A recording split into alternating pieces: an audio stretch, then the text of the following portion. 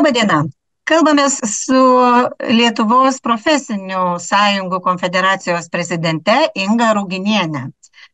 Inga, sakykit, čia tokį, nors mes gal tai ir nujautėm, bet vis tik pribloškė ekonominio bendradarbiavimo ir plėtros organizacijos tas naujausias atliktas tyrimas, kur paaiškėjo, kad mes lietuviai gausim ko gero mažiausias pensijas iš visų, esam tiesiog paskutiniai vietoj pagal išsivysčiusias šalis ir nuo vidutinės algos mums gresia pensijos, kurios nesieks nei trečdalio, nei 29%. Kiek stebėjom reakcijas mūsų ir ministrės, ir ekonomistų, tai jie kažkaip sako, kad čia nesąmonė, kad pasaulio ekspertai tiesiog turbūt patys nežino, ką kalba, arba nemoka suskaičiuoti. Nežino kažkokių turbūt tikrai dalykų, kad iš ties galbūt tie mūsų žmonės gyvena ir geriau negu atrodo. Kaip jums atrodo? Kas meluoja? Kokia yra iš tikrųjų situacija? Čia, žinot, kaip dažniausiai visi kažkiek tai dalies tiesos pasako, tiesiog tik tai interpretuoja savaip, kaip jiem labiau tai naudinga ir patinka. Tai man atrodo, kad geriausiai skaičiuoja ypatingai savo pensiją, tai mūsų gerbiami pensininkai, kurie tikrai mato, kad tos pensijos neužtenka ir kad jinai yra tokia maža, kad mums tenka kalbėti apie tai, kad žmogus atėjęs prie pensijinio amžiaus, jis supranta, kad staiga iš normalaus gyvenimo jis gali nukristi gerokai į skurdo tokią nemalonę, prie tokios nemalonės skurdo ribos, kai reikės skaičiuoti kiekvieną centą, kad galbūt reikės sužinoti, kad jau yra ir nupigusios prekės parduotuvėje, kas ta raudona kaina, kas tas pasibaigęs galiojimas ir panašiai. Tai EBPO neklysta. Tai yra pakankamai rimta europinė organizacija ir jinai vertina ne tik tą pakilimą 20, 30 ar 50 eurų, kuriuo džiaugiasi mūsų vyriausybė, bet jinai vertina visą visumą. Ir nepamirškime, kad jau keleri metai mes turime ganėtinai sudėtingą laikotarpį, kuomet infliacija siekia ir virš 20% ir dviženklę infliaciją turėjom. Ir tik dabar galim sakyti, kad kurį laiką infliacija nusistovėjo kiek daugiau negu 2%. Tai ir tai, kai kas prognozuoja, kad greičiausiai infliacijos lygis kils. Tai tie pakilimai, tie pridėjimai, nedidelių sumų prie pensijų, iš tikrųjų, jie negalėjo užkloti tų infliacijų lygių, kuriuos mes patyrėme visi per pastaruosius metus. Tada normalu, kad kai tu vertini visą visumą, tu matai, kad tas augimas netampa toks labai jau didelis ir juntamas, nes kainos tai irgi nestovi vietoje, o šuoliuoja į priekį. Ir žiūrint į būtiniausių, pavyzdžiui, produktų kainas, lyginant su praeitų metų norma, jau ne vienas ekspertas yra pranešęs viešai, tyrimai buvo atlikti, kad kainos augo 30%, tai yra drastiški skaičiai. Ir džiaugtis kelių procentų pensijos padidėjimu, sakyčiau, kad tikrai dar per anksti. Tai yra būtini žingsniai kelti pensiją nuolatos ir ją galima kelti ir daugiau, bet kol kas džiaugtis tikrai neturime dėl ko. Iš tikrųjų, tai gana skamba tikrai šokiruojančiai, turint omeny, kad mes negausim nei 30% nuo atlyginimo, kai tuo tarpu Portugalai, kiti beveik 100% gaus, turint dar ir tai omeny, kokio dydžio mūsų atlyginimai palyginus su kitomis išsivysčiusiomis šalimis. Čia yra, suprantat, visų įvairių faktorių visuma. Ir dabar, žinokit, paklausę mūsų šito pokalbio, privatus pensijų fondai labai apsidžiaugtų, nes jie būtent jau mum nuo praeito metų pabaigos ir tvirtina, pasižiūrėkit, jūs neišsilavinę pilkoji masė, gaunate tokias mažas pensijas dėl to, kad jūs nekaupėte ateičiai būtent mūsų privačiose fonduose. Tokia nuomonė formuojama ir matome, kad ta turbūt tas nuomonės formavimas intensyvės dar šiais metais, nes tai yra tas laikotarpis, kai automatiškai traukiami žmonės į privačius pensijų fondus. Tai mūsų tam tikri verslininkai mato tame galimybę taip pat ir uždirbti ir privedant mus prie tos minties, kad pensijos yra mažos ir daugiau nelieka kito šanso, kaip tik tai dalyvauti privačiose pensijų fonduose, nes kitaip mirsite iš bado. Tai veda prie to, kad tie patys žmonės, kurie gauna tas skurdžias pajamas, jie dar dalį pajamų atiduoda ir tiem patiem verslininkam pelnams uždirbti. Bet sakykit, ta sistema kažkur kitur tokia galioja, ar mes čia kaip visada išradinėjam dviratį, arba tiksliau leidžiam uždirbti kažkam tiesiog tikrai ciniškų būdų, nes žmonėms vaizdas tai atrodo toks.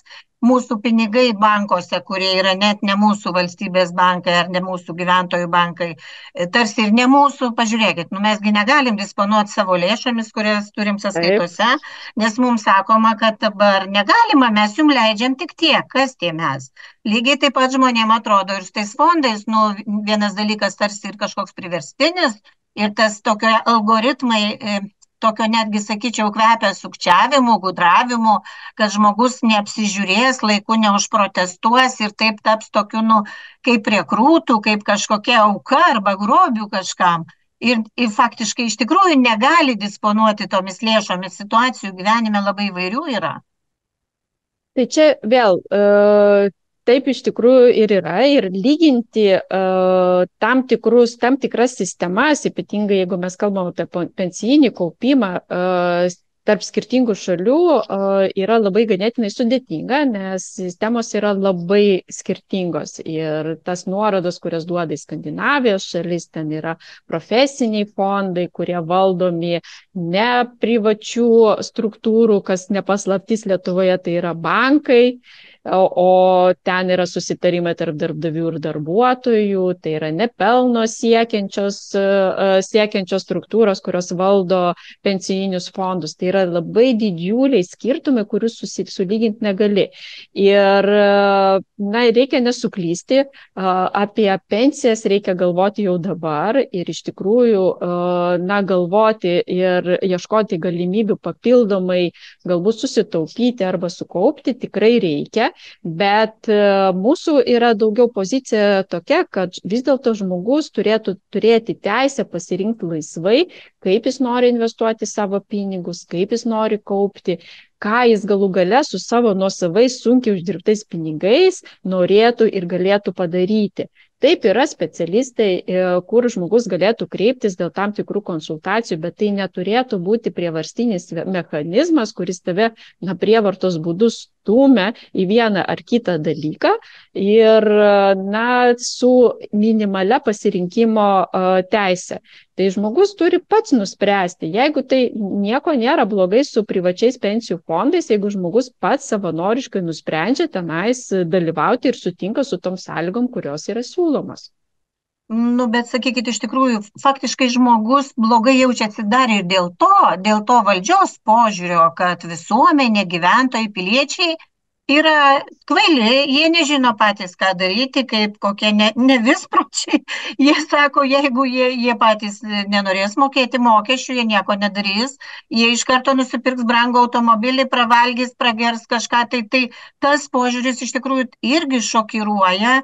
Ir žmonės labai kritiškai verčia pradėti mąstyti ir žiūrėti tą valdžią, nes jis žemina gyventojus tiesiog. Mes, kai matom savo valdžios vyrų ir moterų veidus, tai aš pasakysiu, iš tikrųjų turbūt mums neatrodo, kad jie už mus protingesni. O taip labai dar ir žymiai protingesni, kad galėtume leisti jiems būti savo auklėmis ir aiškinti, ką mes turim valgyti, su kuo miegoti, kiek pinigų išleisti. Tai tikrai tokia įdinga bendra ta situacija. Morališkai labai tokia, sakyčiau, tikrai. Taip, mano nuomonė, kad vyriausybė pirmiausiai turėtų pasirūpinti, kaip sustiprinti Sodros valstybinę sistemą. Ir dėti visas pastangas surandant sprendimus, kaip galėtume labiau investuoti į sodrą, kaip galėtume tinkamai panaudoti tos didelius rezervus, kuriuos sodra kaupia ir kaip gali ateiti grąža didesnė pačiam pensininkui. Kaip pensijos didėjimas turėtų būti susijęs su sumokėtais mokesčiais, kad tai skatintų jau dabar jaunimą dirbti legaliai, mokėti mokesčius, žinant, kad nuo to priklausys pensija. Tai visi tie dalykai tai yra tas klausimų laukas, kurį dabar turėtų spręsti vyriausybė, tačiau nevertinti pačių žmonių, nes žmonės gali būti įvairūs.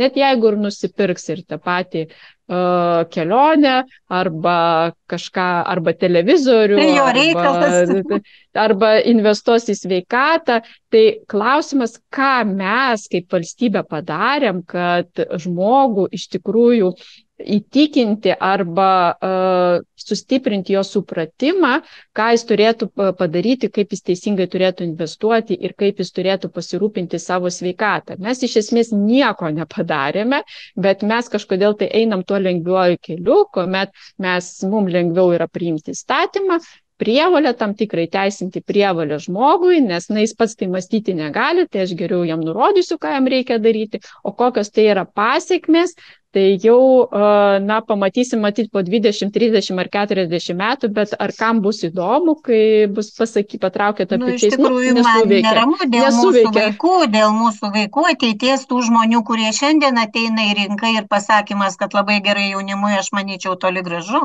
Labai sunku pasakyti, ar kiek be uždirbtų, kiek jaunų žmonių uždirba taip labai daug, kaip čia skelbiama, kiek jų turi pradinį įnešą astronomiškai brangiam nekilnojamui turtui įsigyti, nes reikia namų, reikia šeimos, reikia iš tikrųjų daugybės dalykų. Ir kai kurie pasakymai, gana ciniškai skamba, kad, jaunimas apvagė dabartinius pensininkus, nes pensininkai valgo namie, pigiai gaminasi, o jaunimėlis eina valgo restoranuose. Ko gero, aš nežinau, galbūt tie ekonomistai, kurie taip sako, taip gali elgtis. Mano aplinkoje, sakyčiau, galbūt nėra visai skurdus nei tie jauni, nei vyresni žmonės, bet žinokit, jau ne vieni metai verdasi sekmadienį sriubas, barščius pačius pigiausius ir 3 dienas, kol dar jinai gera, nešasi į darbą. Ir tai daro ir jauni, ir seni. Ir tas priešinimas lyg tai toks dar vis dėlto tų vyresnių ir jaunų žmonių, nes tikrai grįžta žmonės su diplomais iš užsienio, norėdami gyventi, įsikurti Lietuvoje, bet jie negali čia to padaryti. Jie negali ir jie vėl svarsto, kaip išvažiuoti ten, kur lengviau nusipirkti būstą, kur kažkaip paprasčiau yra daugiau užsidirbti galima. Taip pat čia tas lengviausias kelias, kai supriešini tam tikras žmonių grupės, nusprendi už juos ir bandai prikabinti tam tikras etiketės ir kaip ir žmogus turi nuleidęs galvą su tuo susitaikyti ir su tuo gyventi. Bet iš tikrųjų, be pigų kalbėti mūsų ekonomistam, influenceriam, kaip žymiausiam Lietuvoje, kurie sako, iš atlyginimo turi atidėti bent 100, 200 ar tam tikrą sumą pinigų, nes tu turi galvoti apie senatvę, nes o ką tu po to pašalpuojasi prašyti. Tai aš visą laiką sakau, tas žmogus, kuris turėjo pakankamai gerą atlyginimą, jo ir pensijas turbūt bus irgi galbūt netokia didelė, bet daugmaž galima bus šiek tiek bent jau už ją pragyventi. Bet dažniausiai didžioji dalis mūsų žmonių, tai 2/3 darbuotojų, kurie gauna varganus atlyginimus, kuriem net ir 100 eurų atidėti kažkam tai ateičiai yra pakankamai skausmingas dalykas. Paimkim jaunas šeimas, paskolos. Europos centrinio banko sprendimai su Euriboru, nežmoniškas kilimas paskolų, kai tu pasirašai sutartį vienai sumai, staiga tavo paskola išaugo 2 ar daugiau ir tu turi atrasti pinigų, kaip sumokėti, nes kitaip tavo šeima be būsto lieka.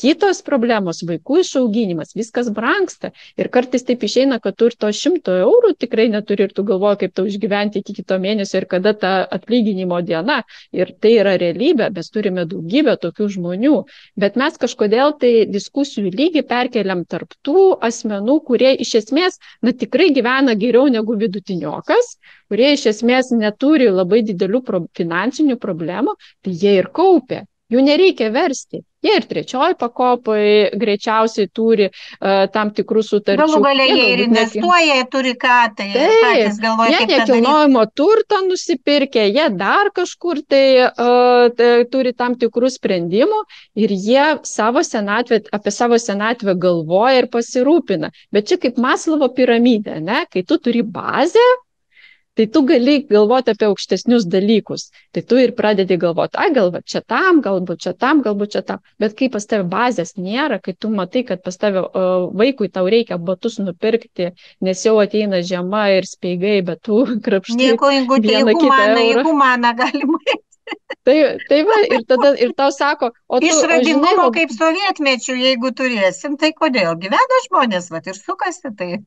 Tai va taip ir suka, ir po to tau sako, žinai, investicinis draudimas, labai fainas dalykas, va tu pamokėk tam po 100, po kiek eurų kiekvieną mėnesį ir po to atsiimsi tam tikrą sumą. Iš 800, 100, Taip, ir po to, kai tu ir pakliūna žmonės, ir moka, ir po 10 metų, kai baigėsi sutartis, kai jie gauna tą visiškai nuvertėjusią sumą, apsiverkia žmonės prie tos sumos. Aš tai, kalbant apie privačius pensijų fondus, nežinau, gal jaunimas, kuris pradeda dabar iš tikrųjų investuoti ir taupyti, galbūt jam iš tikrųjų yra šansas susitaupyti tam tikrą sumą pensijo, bet aš skaitau, kad pavyzdžiui tie žmonės, kuriem buvo likę 10 metų iki pensijos, tai jie realiai buvo apgauti. Tai ką jie galėjo susitaupyti? Tai dabar mes ir turim realius pavyzdžius, kurie vieną iš jų aš esu išviešinus ir savo Facebook'e, kai žmogui paskaičiuojama yra išmoka mėnesinė 30, 37 ar 40 eurų. Na tai ir tai nepasityčiamas. Tai jeigu yra orientacija į ilgalaikį kaupimą, į ilgalaikį investavimą, tai tu jaunimui ir aiškim. Tai o ką padarė privatus fondai su žmonėm, kuriem buvo 55+, kuriem mažai liko iki tos pensijos? Ir ką toliau privatus fondai daro su žmonėm, kurie jau išėjo į pensiją, jie dar daugelį įtikina, kad jie vis dar turi kaupti. Jeigu jie turi darbą, tai jiems sako, tu dar neimk, tu dar pakaup. Tai kur jis dar kaups? Bet tai jos palaiko ir mūsų valdžia, nes ministrė sako, tai o kokia išeitis? Susiverškit dar labiau diržus ir eikite į privačius fondus, taupykitės. Iš tikrųjų, gal truputėlį pabaikime linksmiau, nes toks mūsų ekstravagantiškas ekonomistas Raimondas Kuodis sako, kad labai čia nereikėtų čia labai pergyventi dėl to, kad nėra tų darbuotojų, jų nedaugės, visuomenė sensta, nebus kam uždirbti, juk mes turėsim robotus, galėsim juos apmokestinti galbūt kaip darbuotojus, kaip gyventojus ir jie kada nors gal uždirbs mums pensiją. Kaip jums toks planas?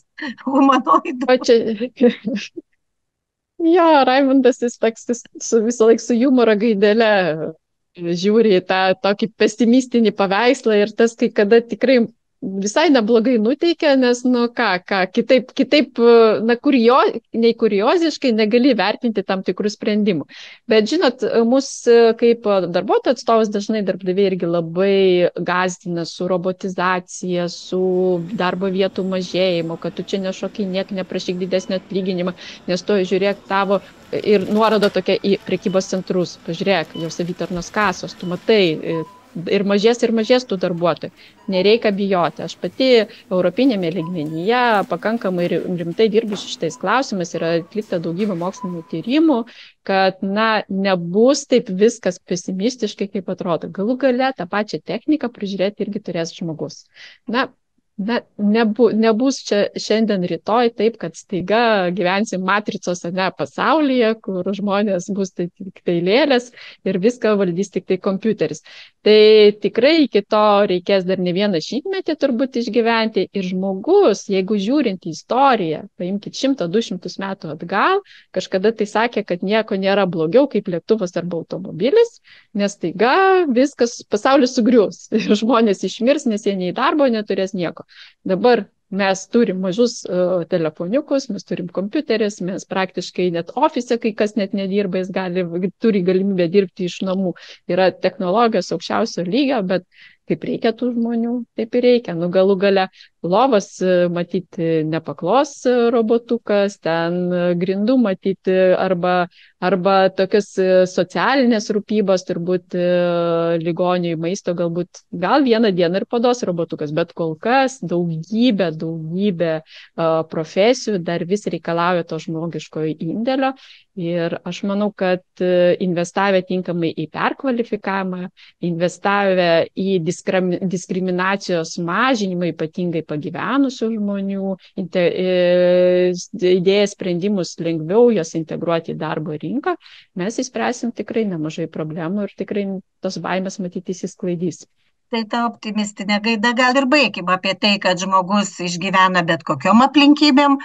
Žmonės gyvenę Sovietų sąjungoje tuo labiau išgyvena bet kokiom aplinkybėm. Tik tai norėtųsi gal labiau, kad mūsų valdžia labiau mus palaikytų ir sudarytų tokias mums galimybės. O šiaip, kaip sakė ekonomistas Kuodis, tai tikrai galime ir džiaugtis. Mūsų pensininkai gyvena nuo savose būstuose dauguma. Ko nepasakytum apie kitus pasaulio pensininkus. Kita vertus, jaunimui irgi yra galima palinkėti išmokti maitintis pigiau namuose, o nelakstyti geriant kavą po 5 eurus po miestą ir taip truputėlį nusiteikti tam rimtesniam gyvenimui.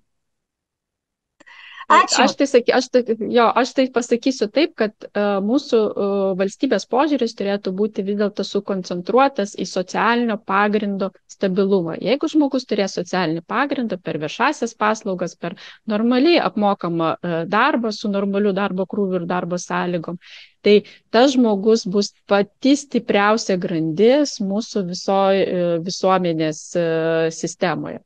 Tai vat to iš tikrųjų tokio požiūrio linkėčiau. Jeigu galvosime savo galvą, kur dėti savo pinigus, ką daryti su savo vaikais ir už ką balsuoti, tai viskas bus tikrai geriau. Tai buvo Inga Ruginienė, mūsų profsąjungų konfederacijos prezidentė. Ačiū labai, Inga. Ačiū. Kam patiko, spauskite patiko ir žiūrėkite mūsų kanalą.